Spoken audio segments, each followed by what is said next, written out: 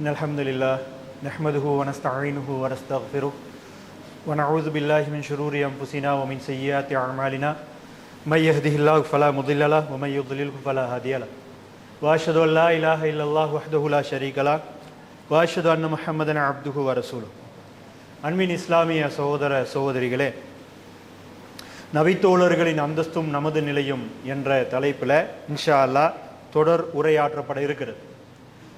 இந்த தலைப்பில் நாங்கள் பார்க்க போகின்ற படிக்க போகின்ற விஷயங்கள் என்னன்னு சொன்னால், சஹாபாக்கள் இஸ்லாத்தை ஏற்றதற்கு முன்னாடி அவர்களுடைய நிலை எவ்வாறு இருந்தது, இஸ்லாத்தை ஏற்றதற்கு பின்னாடி அவர்களுடைய நிலை எவ்வாறு இருந்தது என்பதை ஆரம்பமாக நம்ம தெரிஞ்சுக்கிட்டோம்னு சொன்னால், அந்த சஹாபாக்கள் வாழும் பொழுதே சுவர்க்கவாதிகள் என்ற அந்தஸ்தை பெற்றாங்கல்ல. நபிகள் நாயகத்தை நேராக கண்டு அவர்களுடைய கையில் சத்திய பிரமாணம் செஞ்சு இஸ்லாத்தை ஏற்றதுக்காக வேண்டி அல்லாஹ் சொர்க்கம் கொடுக்கல. இது நல்லா விளங்கிக்கிறணும். நபிகள் நாயகத்தை நேராக கண்ட அந்த பாக்கியத்துக்காக சொர்க்கம் கொடுக்கிறதாக இருந்தா அபு தாலிப்க்கு அல்லாஹ் கொடுத்திருப்பான், அபு ஜஹலுக்கு கொடுத்திருப்பான், அபுலாபுக்கு கொடுத்திருப்பான். நபிகள் நாயகத்தினுடைய காலத்தில் வாழ்ந்து நேரடியாக நபிகளார கண்டதற்காக வேண்டியெல்லாம் அல்லாஹ் சொர்க்கத்தை கொடுக்கல. நபிகளாருடைய கையில சத்திய பிரமாணம் செஞ்சு இஸ்லாத்தை ஏற்றுக்கொண்டார்கள் என்பதற்காகவும் அல்லாஹ் கொடுக்கல. இஸ்லாத்தை ஏற்றதற்கு பிறகு அல்லாஹு தஆலா அப்பப்ப சில சட்டங்களை வகுக்கிறான். அந்த சட்டங்களை சொன்ன உடனே இதற்கு பிறகு இந்த செயலை செய்யக்கூடாது, நான் தடுத்து விட்டேன் என்று சொன்ன அடுத்த செகண்ட் அதில இருந்து விலகினாங்க. இதுதான் சஹாபாக்கள். மூமின்களுடைய பல குணாதிசயங்களை அல்லாஹு தஆலா குர்ஆன்ல சொல்றான். அந்த குணாதிசயங்களுக்கு ஏற்ப அவர்களுடைய வாழ்க்கை இருந்தது. அதனால தான் வாழும் பொழுதே ரலியல்லாஹு அன்ஹும் வரது அன்ஹு, அல்லாஹ்வும் அவர்களை பொருந்தி கொண்டு விட்டான், அவர்களும் அல்லாஹ்வை பொருந்தி கொண்டு விட்டார்கள் என்று அல்லாஹ் தஆலா என்ன செய்றான், பாராட்டி சொல்றான். என்னுடைய பொருத்தம் அவர்களுக்கு கிடைச்சிருச்சு, அல்லாஹ்வுடைய பொருத்தம் யாருக்கு கிடைச்சதோ அவர் சொர்க்கம் கன்ஃபார்ம். அப்ப அந்த அடிப்படையில இன்றைக்கு நாங்க பார்க்க இருக்கிறது என்னன்னு சொன்னா, முதலாவது மூமின்களுடைய குணாதிசயமாக அல்லாஹு தஆலா சொல்லக்கூடிய சமிஅனா வ அத்தஅனா, செவிமடுத்தோம் கட்டுப்பட்டோம். இந்த குணாதிசயம் சஹாபாக்களுடைய வாழ்க்கையில எவ்வாறு பிரதிபலித்தது என்பதை ஒரு சில சம்பவங்களை வச்சு நாங்க பார்க்க போறோம். அதுக்கு முன்னாடி சஹாபாக்களுடைய வாழ்க்கை இஸ்லாம் வருவதற்கு முன்னாடி எப்படி இருந்தது என்பதை ஒரே ஒரு சூழலை சின்னொரு ஆயத்துல அல்லாஹ் தஆலா என்ன செஞ்சிடறான், இஸ்லாம் வருவதற்கு முன்னாடி நீங்க எப்படி இருந்தீங்க என்பதை ஷார்ட் அண்ட் ஸ்வீட்டா சொல்லிட்டான். அதை பார்த்தாலே போதும் சஹாபாக்கள் எவ்வாறு வாழ்ந்தாங்கன்னு பாருங்க. சொல்றான் 3வது சூறால 103வது வசனமாக, வத்குரு நிஅமத்தல்லாஹி அலைக்கும், அல்லாஹ் தஆலா உங்களுக்கு செய்த நிஅமத் இருக்கிறதே அதை நீங்கள் எண்ணி பாருங்கள்.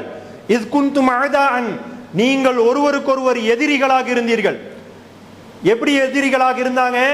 சின்ன சின்ன விஷயங்களுக்கும் வெட்டிக்கிட்டு செத்தான் பரம்பரவர். ஏதோ ஒரு சின்ன ஒரு விஷயம், அதுக்கு இவனால அடுத்தவனை பழிவாங்க முடியலண்டா, தன்னுடைய மரண தருவாயில இவன் எனக்கு இந்த மாதிரி ஒரு செயலை செஞ்சிட்டான், என்னால அவனை பழிவாங்க முடியல, மகனே நீ அவனை பழிவாங்க. அந்த மகனுக்கு பழிவாங்க கிடைக்கலன்னு வைங்க, அவன் என்ன சொல்லுவான் தெரியுமா, இவனுடைய வாப்பா இருக்கிறாரே, இவனுடைய வாப்பா உன்னுடைய தாத்தா இருக்கிறாரே, அப்பா அப்பாக்கு இந்த மாதிரி எல்லாம் செஞ்சான், அந்த அப்பாவை பழிவாங்க முடியல, இப்ப அவனுடைய பேரன் இருக்கிறான், அவனை பழிவாங்கும் விதமா பேரனையாச்சும் கொள்ளு. இப்படி வெறி பிடிச்சி இப்படி யாராச்சும் இருப்பாங்களாங்க, எங்களுக்கு அநியாயம் செஞ்சவனை நம்ம கொள்ளுவோம், அது கூடாதுதான் சிலர்கள் செய்யறாங்க. எங்களுக்கு அநியாயம் செஞ்சதுக்காக தண்டிக்க முடியாம போச்சு, எங்களால கொல்ல முடியாம போச்சு, அவனுடைய புள்ளைய கொள்ளுவோமா? அதுக்காக வாப்பக்காரன் செஞ்ச பிள்ளைக்கு புள்ளைய கொள்ளுவோமா? ஆனா அவங்க அப்படி இருந்தாங்க.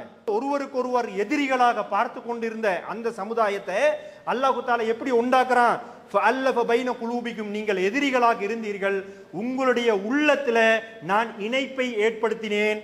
இணைப்பை ஏற்படுத்தியதற்கு பிறகு எப்படி மாறிட்டாங்க தெரியுமா, ஃபாஸ்பஹ்தும் பினிஅமதிஹி இக்வானா, என்னுடைய அருளின் காரணமாக நீங்கள் சகோதரர்களாக ஆகிவிட்டீர்கள். எந்த அளவுக்கு சகோதரத்துவம், வெட்டிக்கிட்டு செத்தவங்க வீட்டுல பாதி சொத்துல பாதி, 2 மனைவி இருந்தன்னு சொன்னா ஒரு மனைவியை தலாக் பண்ணிட்டு என்னுடைய மனைவியை நீங்க முடிச்சுக்கிறீங்க, வியாபாரம் இருந்தா அதுல பாதி, அந்த அளவுக்கு சகோதரத்துவம். எங்கட கூட பிறந்த சகோதரருக்காச்சும் இப்படி கொடுப்பாங்க? எங்களோட கூட பிறந்த சகோதரர் ஒரு ஜான் நிலத்தை பிடிச்சான்றதுக்காக வேண்டி சகோதரத்துவத்தை பார்க்காம வெட்டிக்கிட்டு சாவுறான். இந்த காலத்துல அப்படிதான் இருக்கிறோம். வராசத்து சொத்து வருது, அல்லாஹ் தாலா எப்படி பங்கிடணும்னு சொல்லி இருக்கிறான். ஆம்புளையா சுருட்டிக்கிறான் எல்லாத்தையும்.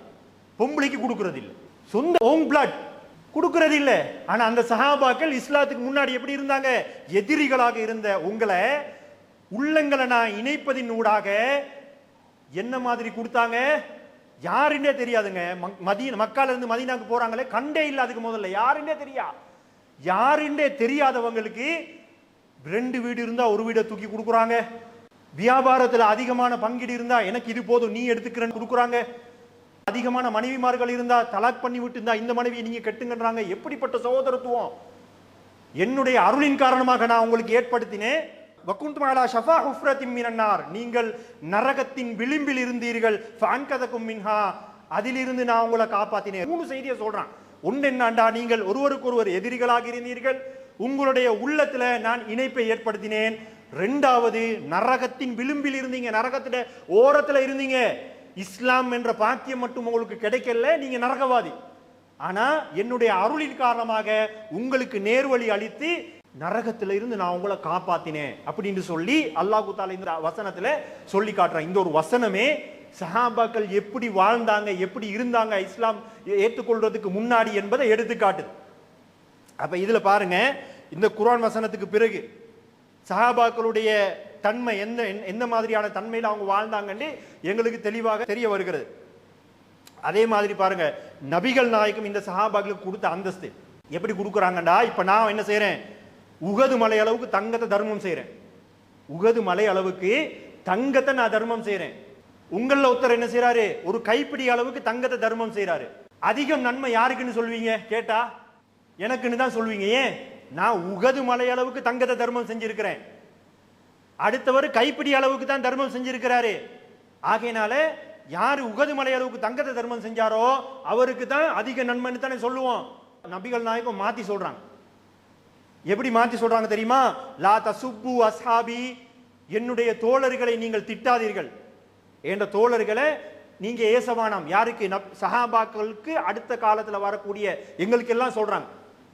என்னுடைய தோழர்கள் நீங்க திட்டாதீங்க. ஃபலவ் அன்ன அஹதகும் அன்ஃபக மிஸ்ல உஹதின் ஸஹபன், உகது மலை அளவுக்கு உங்களில் ஒருவர் தங்கத்தை தர்மம் செய்தாலும் மா பலக முத்த அஹதிஹிம் வலா நஸீபஹு, என்னுடைய தோழர்கள் 2 கைப்பிடி அளவுக்கு தங்கத்தை தர்மமாக செய்தால் என்ன நன்மை அவர்களுக்கு கிடைக்குமோ, அல்லது ஒரு கைப்பிடி அளவு தங்கத்தை தர்மம் செய்தால் என்ன நன்மை கிடைக்குமோ அந்த நன்மையை உங்களால அடைந்து கொள்ளவே முடியாதுங்கிறாங்க ரசூலுல்லாஹ்.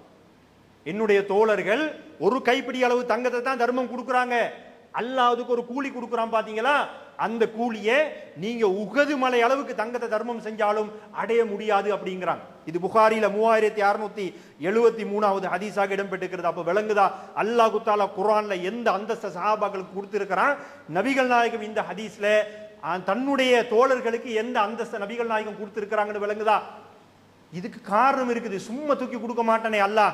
இது நபிகள் நாயகம் இந்த செய்தியை சொல்றாங்களே, அவங்களுடைய சொந்த செய்தி இல்லை, இது அல்லாஹ் சொல்லி தான் நபிகள் நாயகம் சொல்லுவாங்க. அப்ப அல்லாஹ் சஹாபாக்களுக்கு இப்படிப்பட்ட அந்தஸ்தை ஏன் கொடுத்தான் என்பது இது ஒரு முன்னுரையாக நான் சொல்லி இருக்கிறேன். சஹாபாக்களை பத்தி ஒரு முன்னுரை. இதுக்கு பிறகு தான் நம்ம தலைப்புக்குள்ள நுழைறோம். ஒவ்வொரு பிரதானமான குர்ஆன் வசனத்தை வச்சு அந்த குர்ஆன் வசனத்துக்கு ஏற்ப சஹாபாக்களுடைய வாழ்க்கை எப்படி இருந்தது, எங்களுடைய வாழ்க்கை எப்படி இருக்குது, இதை ரெண்டையும் நாங்க உரசி பார்த்து அந்த சஹாபாக்களுடைய அந்தஸ்தை அடைய முடியாது. கண்டிப்பா அந்தஸ்தை அடைய முடியாது, ஆனா சொர்க்கத்தை அடையலாம். அந்த சஹாபாக்கள் மாதிரி நடந்துக்கிட்டா அல்லாஹ் எங்களுக்கும் சொர்க்கத்தை தருவான். அந்த படிப்பினை பெறுறதுக்கு தான் இந்த மாதிரியான விஷயங்களை நான் சொல்ல போறேன். முதலாவது பாருங்க, அல்லாஹ் தஆலா குர்ஆன்ல சொல்றான் மூமின்களுடைய குணாதிசயம். ஒரு மூமின்டால் எந்த மாதிரி இருப்பான் என்பதை அல்லாஹ் தஆலா இந்த குர்ஆன்ல சொல்லி காட்டுறான். குர்ஆன் வசனத்துல இன்னமா கான கௌலல் முஃமினீன இதா துஉ இலல்லாஹி வ ரசூலிஹி லியஹ்கும பைனஹும், ஒரு விஷயத்துல நாங்க உங்களுக்கு தீர்ப்பளிக்க போறோம் என்று சொல்லி அவர்கள் அழைக்கப்பட்டால், அந்த மூமின்கள் அழைக்கப்பட்டால் ஐயகூலு சமிஅனா வ தஅனா, உடனே செவிமெடுத்தோம் கட்டுப்பட்டோம் என்று சொல்வார்கள். எந்த ஒரு விஷயமாக இருந்தாலும் வாங்க அல்லாஹ்வாகிய நானும் என்னுடைய நபியும் அதுக்கு நாங்க தீர்ப்பளிக்கிறோம் அப்படின்னு சொல்லி சொன்ன உடனே மூமின்கள் என்ன சொல்லுவாங்க? செவிமெடுத்தோம் கட்டுப்பட்டோம். நல்லா எங்களுக்கு சொல்லுங்க. உடனே நம்ம அதை செவிமெடுத்து உடனே எங்களுடைய வாழ்க்கையில நாங்க என்ன செய்யறோம்? அதை எடுத்து நடக்கிறோம். வஉலாயிக ஹுமுல் முஃப்லிஹூன், யார் அப்படி நடக்கிறாங்களோ அவர்கள் தான் வெற்றியாளர்கள் அல்லாஹ் தஆலா சொல்றான். வெற்றி பெற்றவர்கள் தான் சொர்க்கவாதிகள். அப்ப இந்த குர்ஆன் வசனத்துக்கு ஏற்ப சஹாபாக்களுடைய வாழ்க்கை வரலாறு எப்படி இருக்குன்னு பாருங்க. முதலாவது சம்பவத்தை நான் சொல்றேன். சஹாபாக்கள் எப்படி நன்மையில எங்களால் போட்டிட்டு அவர்களை ஜெயிக்க முடியாதோ அதே போல பாவத்திலையும் அவங்கள போட்டிட்டு எங்களால ஜெயிக்க முடியாது. இஸ்லாத்துக்கு முன்னாடி பாவம் செஞ்சாங்களே, அந்த அவர்கள் செஞ்ச அந்த பாவத்தையும் நம்ம இப்ப செஞ்சுட்டு இருக்கிற பாவத்தையும் ஒப்பிட்டு பார்த்தா அவங்க தான் ஜெயிப்பாங்க. அப்படி பாவம் செய்யறதுலயும் நம்பவான், நன்மை செய்யறதுலயும் அவங்க தான் நம்பவான். ரெண்டுலையும் சஹாபாக்களை எங்களால முந்தவே முடியாது. அதுல ஒன்று தான் பெரும் பாவம் என்ன தெரியுமா? சமுதாயமே மூழ்கி கிடந்த ஒரு பாவம் சாராயம். சாராயம் குடிக்கிறது இருக்கு பாத்தீங்களா? இன்றைக்கெல்லாம் என்னங்க சாராயம் குடிக்கிறாங்கலாம். சஹாபாக்களோட குடிச்ச சாராயத்தை பார்த்தா இவன்லாம் ஒன்றுமே இல்லை. அப்படி சஹாபாக்கள் குடம் குடமாக குடித்தார்கள். அல்லாஹ் என்ன செய்யறான்டா, ஒரு கட்டத்தில் சஹாபாக்கள் வாராங்க. ஒரு சிலர் நபிகளாரிடத்துல கேட்கிறாங்க, அல்லாஹ்வின் தூதரே, இந்த சாராயத்தை பத்தி மார்க்கம் என்ன சொல்லுது? நம்ம எல்லாம் குடங்குடமாக சாராயம் குடிச்சிட்டு இருக்கிறோம், இந்த சாராயம் குடித்தலை பத்தி மார்க்கம் என்ன சொல்லுது அப்படின்னு சொல்லி இவங்க கேட்கிறாங்க. ஏண்டா அல்லாஹ் அந்த கட்டத்துல சாராயத்தை ஹராமாக்கி இருக்க இல்லை. இஸ்லாத்துக்கு பிறகும் சஹாபாக்கள் சாராயம் குடிச்சிட்டு இருந்தாங்க. உகது யுத்தத்திலையும் சில சஹாபாக்கள் சாராயம் குடிச்சிட்டு யுத்த களத்துக்கு வந்தாங்க, யுத்தம் செஞ்சாங்க. அவர்களுடைய வயிறுல சாராயம் இருக்கும் பொழுதே கொல்லப்பட்டு ஷஹீதாகி மரணித்தார்கள். பிறகுதான் சாராயம் என்ன செய்யப்படுது? ஹராமாக்கப்படுது. சாராயம் முழுமையாக ஹராமாக்கப்பட்டதுக்கு பிறகு சில சஹாபாக்கள் கேட்கிறாங்க, ரசூலுல்லாஹ் கிட்ட கேட்கிறாங்க, அல்லாஹ்வின் தூதரே, அல்லாஹ் சாராயத்தை ஹராமாக்கிட்டான், ஆனா உஹது யுத்தத்துல எல்லாம் சில சஹாபாக்களுடைய வயிற்றுல சாராயம் இருந்துச்சே, அந்த நிலையில தானே மௌத்தா போனாங்க அப்படின்னு அல்லாஹ் அதுக்கு ஒரு குர்ஆன் வசனத்தை இறக்குறான். சட்டம் எல்லாம் இப்பதானே, சட்டம் ஒரு சட்டத்தை விதிக்கிறதுக்கு முன்னாடி என்ன நடந்துச்சோ அதை பத்தி நான் கேள்வி கேட்க மாட்டேன். சட்டம் விதிக்கப்பட்டதுக்கு பிறகு செய்யப்பட்டால் தான் அது குற்றம் அப்படின்னு சொல்லி அல்லாஹ் தஆலா சொல்லி காட்டுறான். இப்ப இதுல அவங்க என்ன கேட்கிறாங்க, எஸ் அலூனக அனில் ஹம்ரி வல் மைசிரி, சாராயத்தை பற்றியும் சூது விளையாடுவாங்கல்ல, சூது விளையாடுவதை பற்றியும் நபியே அவர்கள் உம்மிடம் கேட்கிறார்கள். குல் ஃபீஹிமா இஸ்முன் கபீருன், அதுல கெட்டது தான் அதிகமாக இருக்கிறது. ஆனால் மனிதர்களுக்கு ஒரு சில நல்லவைகளும் அதுல இருக்குது. சாராயம் குடிக்கிறதுல ஒரு சில நல்ல விஷயங்களும் இருக்கத்தான் செய்கிறது, ஆனால் கெட்டது தான் அதிகம். வைசுமுஹுமா அக்பரு மின் நஃப்ரிஹிமா, அதை ரெண்டும் ஒப்பிட்டு பார்த்தா அதிகமாக கெட்டது தான் இருக்கிறது அப்படின்னு சொல்லி அல்லாஹ் என்ன செய்யறான், இந்த குர்ஆன் வசனத்துல சாராயத்தை பத்தி சொல்லி முடிச்சிட்டான். இதுல தடை செய்யல. சாராயத்தை பத்தி டெஃபினேஷன் கேட்கறாங்க. சாராயத்துக்கு அல்லாஹ் தஆலா என்ன செய்யறான், நீங்க குடிக்கிறீங்க, கொஞ்சம் நல்லது இருக்குது, ஆனா அதிகமாக கெட்டது தான் இருக்கிறது என்று சொல்லிட்டு இந்த வசனத்தோட அல்லாஹ் நிறுத்திட்டான். இதுக்கு பிறகு நீங்க சாராயம் குடிக்காதீங்கன்னு எல்லாம் அல்லாஹ் சொல்லல. அதுக்கு பிறகு ஒரு சம்பவம் நடக்குது. என்னடா, அலி ரலியல்லாஹு அவர்களும் அப்துர் ரஹ்மான் இப்னு அவுஃப் ரலியல்லாஹு அன்ஹு அவங்களும் ரெண்டு பேருமே சொர்க்கவாதி. ஆனால் முரட்டு குடிகாரர்கள். தடுப்பதற்கு முன்னாடி, சாராயத்தை தடுப்பதற்கு முன்னாடி முரட்டு குடிகாரர்களாக இருந்தாங்க. என்ன செய்யறாங்க, ரெண்டு பேரும் போறாங்க. எங்க போறாங்கன்னா, ஒரு அன்சாரி தோழர், அன்சாரினா மதீனாவாசி, மதீனாவாசி என்ன செய்யறாரு, இவங்க ரெண்டு பேரையும் விருந்துக்கு கூப்பிடுறாரு. விருந்துன்னா என்னது, குடம் குடமா சாப்பாடு தான், இறைச்ச கடிச்சுக்கிடுவாங்க, சாராயத்தை குடிப்பாங்க. இதுதான் அவங்களுடைய விருந்து. தாருக்கு மாருக்கு நல்ல அலி ரலியல்லாஹு குடிச்சிட்டு பள்ளிக்கு வராங்க. மகரிப் தொழுகை நேரம். மகரிப் தொழுகையில குல்யா அய்யுஹல் காஃபிரூன் ஓதுறாங்க இமாமா இருந்து. ஏற்கனவே போதை, அது போதாதுக்கு இமாமாக இருந்து குல்யா அய்யுஹல் காஃபிரூன் ஓதுறாங்க. தாருக்கு மாருக்கு ஓதுறாங்க, மாத்தி கீத்தி தாருக்கு மாருக்கு ஓதுறாங்க. இந்த சம்பவம் அபூதாவுதுல வருது, 3186வது ஹதீஸாக வருது. இந்த சம்பவத்தோட அல்லாஹ் தஆலா என்ன செய்யறான், முதலாவது சாராயத்தை ஹராமாக்குறான். எதுல? தொழுகையில. அப்ப அதுக்கு முதல்ல குடிச்சிட்டு தொழுதும் இருக்கிறான். அல்லாஹ் தடுக்கல. இந்த சம்பவத்துக்கு பிறகு அல்லாஹ் தஆலா என்ன செய்யறான், யா அய்யுஹல்லதீன ஆமனூ, மூமின்களேன்னு தான் கூப்பிடுறான். கவனிங்க, மூமின்களே, லா தக்ரபுஸ் ஸலாத்த வ அன்தும் சுகாரா, நீங்கள் போதையில இருக்கும்போது தொழுகையை நெருங்காதீர்கள். தொழாதீங்கன்னு அல்லாஹ் தஆலா சொல்லல, தொழுகையை நெருங்க கூட செய்யாதீங்க. ஹத்தா தஅலமு மா தகூலூன், நீங்க என்ன சொல்றீங்கன்னு உங்களுக்கு விளங்கணும். அப்ப போதை தெளியும் வரைக்கும் நீங்க தொழுகையை நெருங்க வேணாங்கிற அல்லாஹ்.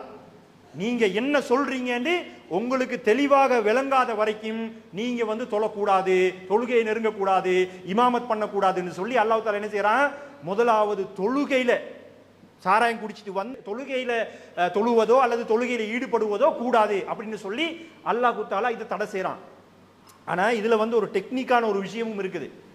என்னண்டா, இப்ப யோசிச்சு பாருங்க, சுப தொழுகை நேரம், சுப தொழுகைக்கும் லுஹர் தொழுகைக்கும் ஒரு போதுமான ஒரு கேப் ஒன்று இருக்குது, பெரிய அளவுக்கு ஒரு கேப் ஒன்று இருக்குது. ஆனா லுஹருக்கும் அசருக்கும், அசருக்கும் மகரிபுக்கும், மகரிபுக்கும் இஷாக்கும் இந்த 4 நேர தொழுகை இருக்குது பாத்தீங்களா, பெரிய இடைவெளி இல்லை. பெரிய இடைவெளி எதுக்கு தான் இருக்குது, சுபஹுக்கும் லுஹருக்கும் இருக்குது, இஷாக்கும் சுபஹுக்கும் இருக்குது. அப்ப சஹாபாக்கள் குடிக்கிறதா இருந்தா எந்த டைம்ல தான் குடிக்கணும், காலையில சுப தொழுதத்தோட போயிட்டு குடிச்சிடணும். அப்பதான் லுகர் டைம் வரும் பொழுது என்ன ஆகிருக்கும், அந்த போதை குறைஞ்சிருக்கும் இல்லையா. அதே மாதிரி இஷாக்கு பிறகு போயிட்டு குடிச்சா சுப வரும் வரைக்கும் பெரிய ஒரு டைம் இருக்குது, போதை குறைஞ்சிரும்.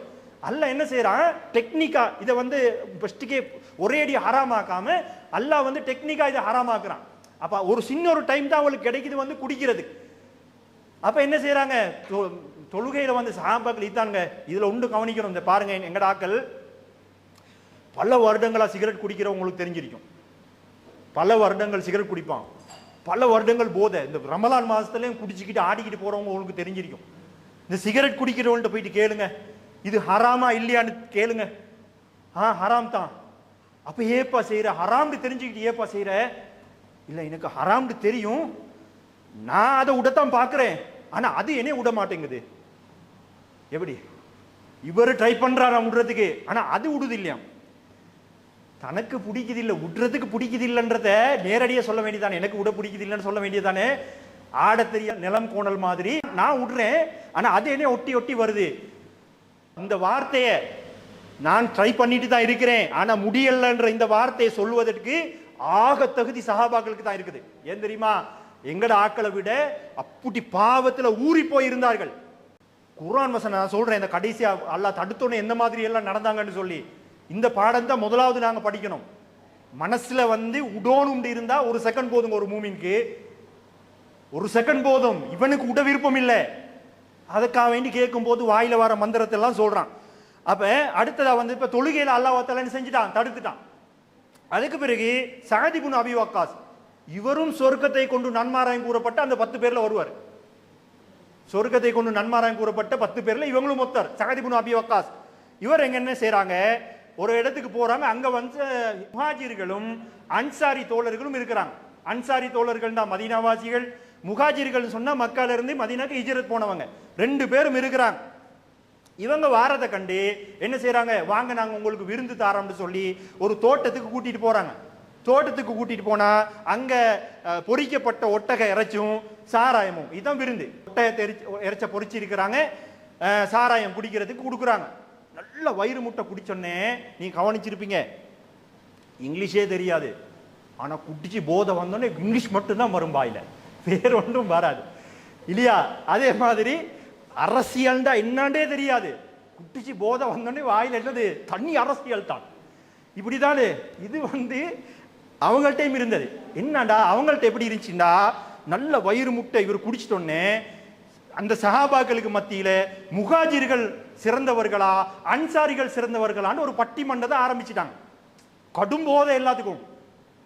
முஹாஜிர்கள் சொல்றாங்க நம்ம தான் சிறந்தவர்கள், ஏன்டா இஸ்லாத்துக்காக வேண்டி எல்லாத்தையும் விட்டுட்டு வந்தோம் அப்படிங்கிறாங்க. அன்சாரிகள் என்ன சொல்றாங்க, நாங்க தான் சிறந்தவர்கள், விட்டுட்டு வந்த உங்களை எல்லாத்தையும் நாங்க கவனிச்சோம், எங்கள்கிட்ட இருந்ததெல்லாம் நாங்க கொடுத்தோம் இப்படின்னு சொல்லி மெதுவா ஆரம்பிக்குது. சூடு பிடிக்க ஆரம்பிச்சு புகைச்சி தள்ளக்குள்ள கடைசியில என்ன செய்யறாரு, இவர் ஒரு முஹாஜிர், சஅத் இப்னு அபி வக்காஸ், அவங்க மக்கால இருந்து ஹிஜ்ரத் போன முஹாஜிர். இவர் என்ன செய்யறாரு, கடுமையான ஒரு கோவத்துல ஒட்டகத்துல இந்த தாட பகுதி இருக்குதானே, இந்த பகுதி இதை எடுத்து ஓங்கி ஒரு அடி அடிக்கிறார் ஒருத்தருக்கு.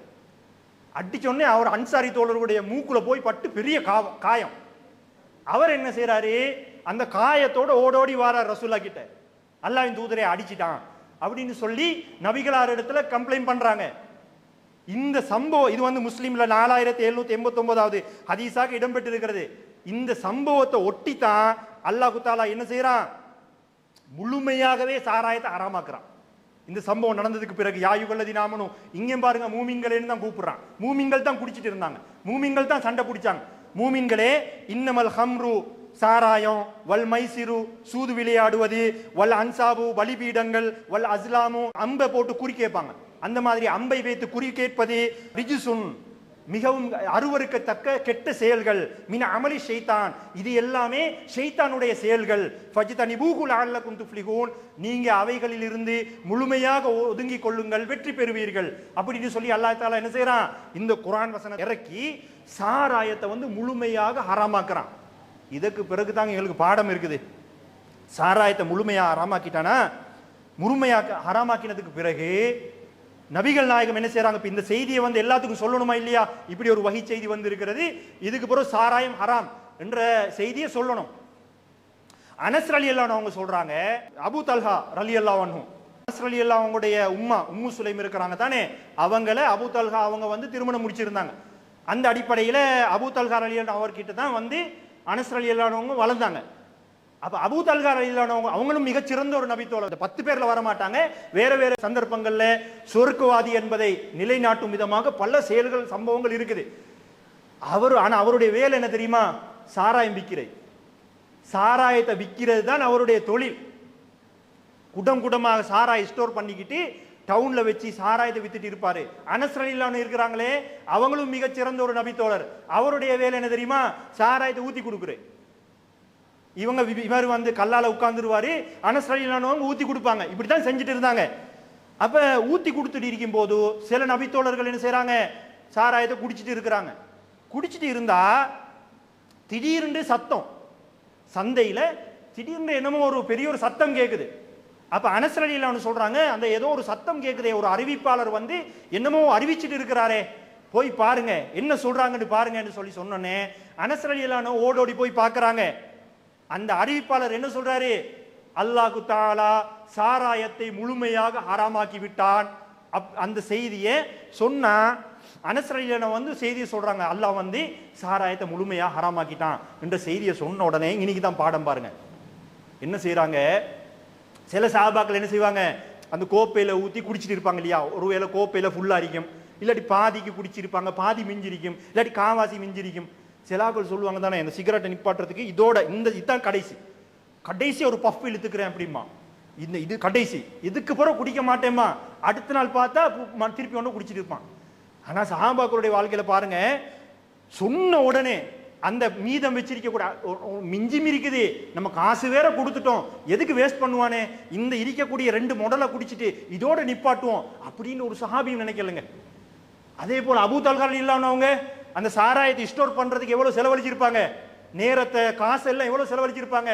அவங்க நினைச்சாங்களா, இந்த காசுக்கு இந்த சாராயத்தை வாங்குறதுக்கு நான் எவ்வளவு காசு செலவழிச்சிருக்கிறேன், இப்ப இது சும்மா வீணாக்குறதா, இந்த ஸ்டொக்கை முடிச்சிருவோம், அதோட பிசினஸ் நிப்பாட்டும், அப்படி யாருமே நினைக்கலங்க. எந்த ஒரு நபித்தோழரும் நினைக்கல. இந்த ஹதீஸ் அறிவிக்கக்கூடிய நபித்தோழர் சொல்றாரு, அல்லாஹ் தஆலா சாராயத்தை ஹராமாக்கி விட்டான் என்ற செய்தி கேட்ட உடனேயே யாரிடமெல்லாம் சாராயம் இருந்ததோ குடம் குடமாக எல்லாமே அப்படியே கொட்டி விட்டார்கள். அன்றைய தினம் மதீனா தெருவெங்கும் சாராயம் ஆறாக ஓடியதை நான் பார்த்தேன் அப்படின்னா சொன்ன அடுத்த செகண்ட் வேற ஒன்றும் இல்லை. அவங்களுக்கு என்ன தெரியும், அல்லாஹ் ஹராமாக்கிட்டானா இதுக்கு மேல எனக்கு இந்த சாராயத்தை விட அந்த சொர்க்கம் தான் பெருசு. சொர்க்கத்துல தருவானே அல்லாஹ் சாராயம், அல்லாஹ் சொல்றான் தானே, வஃபீதாலிக ஃபல்யதனாஃபஸில் முத்தனாஃபிஸூங்கறான். சொர்க்கத்து சாராயத்தை எல்லாத்தையும் சொல்லிட்டு ஆசைப்படுபவர்கள், போட்டி போடுபவர்கள் அதுல போட்டி போடுங்கப்பா, சொர்க்கத்துல நான் உனக்கு சாராயத்தை தர இருக்கிறேன், அந்த சாராயத்துக்கு ஆசைப்பட்டு நல்ல மனிதனா வாழு அப்படின்னு சொல்லி அல்லாஹ் சொல்றான். அப்ப சஹாபாக்களுக்கு எது பெருசா இருக்குது, இது பெருசா இல்ல, சொர்க்கம் பெருசா இருக்குது, அல்லது அல்லாஹ்வுடைய பயம், நரகத்துல தூக்கி போட்டுருவானோ என்ற பயம் பெருசா இருக்குது. அதனால இந்த சாராயம் எல்லாம் பெருசா இருக்கல, அப்படியே கொட்டிட்டாங்க. மதீனா எங்கும் ஆறாக சாராயம் ஓடுவதை நான் பார்த்தேன் என்று சொல்லக்கூடிய செய்தி சஹீஹ் புகாரில 4620வது ஹதீஸாக இடம்பெற்றிருக்கிறது. இப்போ இதுல தான் மெயின் பாடம். அதுல ஒன்று சொல்லிட்டேன், சிகரெட் குடிக்கிறது, சாராயம் குடிக்கிறது. சாராயம் குடிக்கிறவங்களும் அதே மாதிரி தான் சொல்லுவாங்க. கடைசியில் என்ன செய்வான்டா, நான் பார்த்துருக்கிறேன், சாராயம் குடிச்சு குடிச்சு குடிச்சு அவனுடைய லிவர் எல்லாம் போச்சு, செத்து போச்சு லிவர் எல்லாம், இதுக்கு மேல காப்பாற்ற இயலாது அப்படின்னு சொல்லி டாக்டரும் சொல்லிடுவான். கடைசி டைம்ல இருக்கிறான், அவனுடைய கடைசி டைம்ல, அந்த டைம்ல கூட ஹாஸ்பிட்டல்ல இருந்துகிட்டு கூட்டாளிமார் வருவாங்கல்ல, ஃப்ரெண்ட்ஸ்மார், நான் இதோட போறேன், டாக்டர் சொல்லிட்டாங்க தானே, இதோட எனக்கு கதை முடிஞ்சு போச்சு. கடைசி அவர் சொட்டொன்னு தரையில தான். அடே அந்த டைம்ல கூட கொஞ்சம் குறைஞ்ச முஸ்லீம் அல்லாதவன் கேட்டா அது ஒரு கணக்கு. இப்ப முடிஞ்ச கதை முடிஞ்சு தானே, கதை முடிஞ்சு போச்சு. இதுக்கு மேல ஜான் போனா என்ன, முளம் போனா என்ன? டாக்டர் சொல்லுவாங்க ஒரு துளி குடிச்சாலும் விஷம் அப்படிம்பாங்க. ஒரு துளிக்கு எதுக்கு நாங்க ஒரு போத்தலை அடிச்சிருவோமே. இப்படி எல்லாம் இருக்கிறாங்க. அது ஒன்று. இன்னொன்று இருக்குது மார்க்க விஷயத்துல நம்ம எவ்வளவோ சொல்றோம். இப்ப ரமலானை ஒட்டி பாருங்க, ரமலான் ஒட்டி சொல்றோம், நவைத்து சௌமகதின் என்ற துவாவை சொல்றீங்க. அது மார்க்கத்தில் இல்லப்பா. அந்த துவா குறைஞ்சது பலகீனமான ஹதீஸையாச்சும் காட்டுங்க. அப்படி ஒரு துவா ஆதார சஹீஹான ஹதீஸ் இல்ல. சில ஹதீஸ்கள் இருக்குது பலகீனமான ஹதீஸாக சரி இந்த நவைத்து சௌமகதின் அன்னதாயின்ற இந்த துவாவை நபிகள் நாயகம் ஓதினார்கள் பலகீனமா சரி காட்டுங்க. நம்ம சொல்றோமா இல்லையா? நம்ம எடுத்து சொல்றோம். மூமின்களாக இருந்தா என்ன செய்யணும்? மூமின்களாக இருந்தா குறைஞ்சது நேர்மையான பார்வை உள்ளவர்களாக இருந்தா இவங்க சொல்றாங்க, எதுக்கும் நம்ம கொஞ்சம் தேடி பார்ப்போம். உண்மையிலே அது இல்லாட்டி எங்களுடைய மர்ம நிலை என்ன? நேர்மையானவர்களாக இருந்தா மூமின்கள் நேர்மையாக இருப்பார்கள். ஆனா என்ன பார்க்கறான், இவ்வளவு நாள் செஞ்சிட்டோம், எங்கட ஹஜரத் ஒவ்வொரு நாளும் தராவி முடிஞ்சோடனே மைக்கில் சொல்லி தராரு, ஹஜரத் பிள்ளையா சொல்லி தருவாரா? எங்கட உம்மா வாப்பா எங்களுக்கு நரகத்துக்கு வழி காட்டுவாங்களா? இந்த மாதிரி எல்லாம் முரட்டு தத்துவத்தை சொல்லிக்கிட்டு வரட்டு தத்துவத்தை சொல்லிக்கிட்டு அந்த பிழைகளை திருப்பி செய்யக்கூடியவர்களாக இருக்கிறாங்க. ஆனா சஹாபாக்கள் பாருங்க, ஒன்று இல்லை என்றால் அதோட நிறுத்திக்கிடுவாங்க. அதுக்கு மேல ஒரு எட்டு கூட வைக்க மாட்டாங்க. எங்கடாக்கள் செஞ்சுட்டு இருக்கிறாங்க. அதே மாதிரி பாருங்க, அல்லாஹும்ம லக சும்துன்ற அந்த துவா, நோன்பு திறக்கக்கூடிய துவா, இதுவும் அப்படிதான். இதுல கூட ஒரு பலகீனமான செய்தின்னு சொல்லி இதாக்கலாம். அப்படி ஒன்று இருக்குது. அந்த பலகீனமான செய்தியின் அடிப்படையில் செய்யறாங்கன்னு சொல்லி கூட செய்யலாம். ஆனால் நவைத்து சௌமகதினுக்கு எந்த ஒரு ஆதாரமும் கிடையாது. நம்ம எடுத்து சொல்லும் பொழுது மூமின்கள் நேர்மையானவர்களாக இருந்தால் என்ன செய்யணும்? கொஞ்சம் தேடி பார்க்கணும். ஏண்டா நம்ம ஓதுறோம், நம்ம ஓதக்கூடிய இந்த துவா நாளைக்கு எங்களை சொர்க்கத்துல தான் கொண்டு போய் சேர்க்கணுமே ஒழிய நரகத்துல சேர்த்துடக்கூடாது. எங்க ஒரு இடத்துலையும் அல்லாஹ் தஆலா சர்டிபிகேட் கொடுக்கல. உலமாக்கள் சொன்னா 100% கன்ஃபார்ம், நீங்க தேட தேவையில்லை, அவங்க சரியா தான் சொல்லுவாங்கன்னு அல்லாஹ் எங்கேயாச்சும் சர்டிபிகேட் கொடுத்திருக்கிறானா? நபிகள் நாயகம் அந்த சர்டிபிகேட் கொடுத்திருக்கிறாங்களா? எனக்கே தவறு வரும்ன்றாங்க ரசூலுல்லாஹ். எத்தனை விஷயங்கள் நபிகள் நாயகம் தவறு செஞ்சு அல்லாஹ் தஆலா திருத்தி கொடுத்திருக்கிறான். எனக்கே தவறு வருமப்பா, தவறு வந்தா திருத்தி காட்டுங்க. நபிகள் நாயகம் லுகர் தொழுகையை 4க்கு பதிலா 2 தொழுதுட்டு போய் உட்கார்ந்துடுறாங்க. சஹாபாக்கள் கேட்கறாங்க, யா ரசூலல்லாஹ் என்ன தொழுகை சுருங்கிருச்சா? இல்லையே. அப்ப நீங்க 2 தானே தொழுதீங்க? சஹாபாக்கள்கிட்ட கேட்கறாங்க, ஆமா சரியா அப்படின்னோடனே எல்லா சஹாபாக்களும் சொல்றாங்க, ஆமா யாரும் சொல்லலாம் 2 தான் தொழுதீங்க. திருப்பி என்ன செய்யறாங்க, மீதி 2 தொழுதுட்டு சஜிதா சவு செஞ்சு சலாம் கொடுக்குறாங்க. நான் ஒரு நபி, நான் 2 தொழுதுட்டேன், பிழையா இருந்தாலும் நீ செய்யத்தான் வேணும் சொன்னாங்களா? இது நாங்க உலமாக்கள் 7 வருஷம் மசல படிச்சிருக்கிறோம், சர்டிபிகேட் வேற இருக்குது, அரபு வேற தெரியும். நாங்க சொன்னா எந்த ஒரு கேள்வியும் கேட்க கூடாது, பேசாம போகணும். நபிகள் நாயத்துக்கு மேல போய் நிக்கிறாங்க. அல்லாஹ் தான் காப்பாற்றணும், பொதுமக்கள் பாமரர்களை காப்பாற்றணும். என்ன செய்ய, நேர்மையானவர்களாக இருந்தா ஒரு விஷயம் மார்க்கத்துல இருக்குது, இல்லைன்னு சொன்னா இருக்குதுன்னு சொன்னாலும் தேடி பார்க்கணும், இல்லைன்னு சொன்னாலும் தேடி பார்க்கணும். ஒரு 40-50 வருடங்களுக்கு முன்னாடி அந்த வசதி இல்லைன்னு சொல்லலும். இப்ப பாருங்க, என்ன லாங்குவேஜ்ல தான் குர்ஆன் மொழிபெயர்க்கப்படாம இருக்குது? எல்லா லாங்குவேஜ்லயும் குர்ஆன் மொழிபெயர்க்கப்பட்டிருக்குது. அதிகமான ஹதீஸ் கிரந்தங்கள் அதிகமான மொழிகள்ல மொழிபெயர்க்கப்பட்டிருக்கிறது. இப்ப அந்த ஏஐ டெக்னாலஜி வேற வந்திருக்குது, அதுகிட்ட கேட்டாலே சொல்லிடும் இருக்குதா இல்லையான்னு. இந்த மாதிரி வசதிகள் இருந்தும் கூட என்ன செய்யறாங்க, மார்க்கத்துக்கு முக்கியத்துவம் இல்லைங்க. நம்ம 50 வருஷம் செஞ்சிட்டோம், சாகும் வரைக்கும் அதான் செய்ய போறோம், நரகமா பரவாயில்ல அல்லாஹ் தரட்டும். இப்படித்தான் இருக்கிறாங்க. துடிக்கிறவன், நரகத்தை பயப்படுறவன் என்ன செய்வான், உன்னை சொல்ல கூட தேடி பார்ப்பானா இல்லையா? அது இல்லை. சிலாக்களுக்கு தெரியும், சிலாக்கள் செய்வாங்க. இந்த சுபோல குனூத் ஓதுறாங்கல்ல, ரசூலுல்லாஹ் சுபோல குனூத் ஓதல்லையே, உங்களுக்கு தெரியாதான்னு கேட்டா தெரியும் தான், ஆனாலும் அப்படின்னு ஆரம்பிப்பாங்க. இருந்தாலும் அப்படின்னு ஒரு வார்த்தையை போட்டா என்ன அர்த்தம், எனக்கு தெரியும் ஆனாலும் அப்படின்னு சொல்லிட்டு அவங்க நீ சொன்னாலும் நான் கேட்க மாட்டேன், எனக்கு தெரியும் தான் ஆனா செய்யறேன் என்ற மாதிரி என்ன செஞ்சிருவாங்க, செய்யறாங்க. மூமின்கள் அப்படி இருக்க மாட்டான்னு அல்லாஹ் தஆலா சொல்றான். அந்த அடிப்படையில சஹாபாக்களும் அவருடைய வாழ்க்கையை வாழ்ந்தாங்க. இன்ஷா அல்லாஹ் இதே தலைப்புல செவிமெடுத்தோம் கட்டுப்பட்டோம் என்ற தலைப்புல இதே மாதிரி நிறைய சம்பவம் வருது. சம்பவங்கள் சொல்றது ரசிச்சுட்டு போறதுக்கு இல்ல, அதுல இருக்கக்கூடிய படிப்பினைகளை பெறுவதற்கு. அல்லாஹ்வும் சம்பவம் சொல்றானே குர்ஆன்ல, அல்லாவும் குர்ஆன்ல நிறைய சம்பவங்களை சொல்றான். எதுக்கு? அதில் இருக்கக்கூடிய படிப்பினைகளை பெற்றுக்கொள்வதற்கு தான். அதே மாதிரி தான் நாங்களும் இதை எதுக்கு சொல்றோம்? இந்த சம்பவங்களை அதுல என்ன பாடம் இருக்குதோ, என்ன படிப்பினை இருக்குதோ, அதை நம்முடைய வாழ்க்கையில எடுத்து நடத்தணும்னு சொன்னா சஹாபாக்களுடைய அந்தஸ்து அல்லாஹ் தஆலா எங்களுக்கு தரமாட்டான், அது கன்ஃபார்ம். ஆனால் சுவர்க்கவாதிகளாக ஆகக்கூடிய பாக்கியம் எங்களுக்கு கிடைச்சிரும். ஆகையினால இன்ஷா அல்லாஹ் இதற்கு பிறகு இந்த மாதிரியான தவறுகள் என்னகிட்ட இருந்தாலும் சரி, உங்கள்கிட்ட இருந்தாலும் சரி, அவைகளை திருத்திக் கொள்வதற்கு 2 தடவை யோசிக்காம சொர்க்கம் பெருசி, சொர்க்கம் தான் முக்கியம் என்ற அந்த நியத்தோடு இருக்கக்கூடிய தவறுகளை எல்லாம் நாம் திருத்திக் கொண்டு நன்மக்களாக வாழ்வோமாக. வாஹிர் தவானா அல்ஹம்துலில்லாஹி ரப்பில் ஆலமீன்.